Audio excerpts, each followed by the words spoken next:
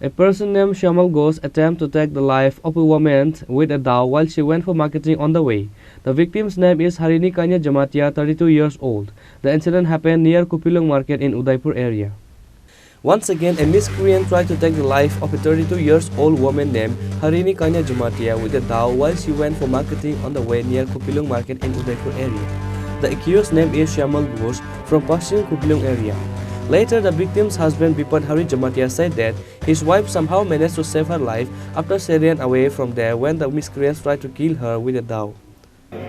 বাজারে আইসে বুঝলি বাজারে আয়া সাইরা তারা রাস্তায় তারা যে দেখা তাই না বাঘ যে ওরে রাস্তায় বাঘ তো বাসেন আর কি তো তাই দাগ দিয়া কাটা আছে কে কাটছে আমার কইছে শ্যামল ঘোষ আপনার স্ত্রী হ্যাঁ কি নাম হারিকন্যা হারিকন্যা তোমাকে ওই কোন জায়গায় বাড়ি আপনাদের কপিলং কোন জায়গায় কূপ দিছে এটা কি কুলং বাজারে বাজারে কূপ দিছে না বাজারতে দেখা তাই না দৌড়াইছে আর কি আপনার বোরে দৌড়াইছে হ্যাঁ দৌড়ে কোন জায়গায় কূপ দিছে এই Uttarpara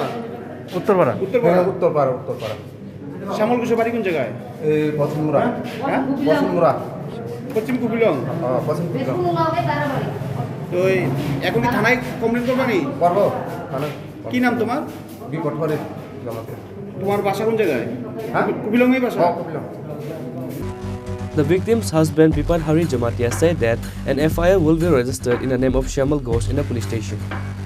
Reported by Rajiv from Udaipur, Chini, Khorang.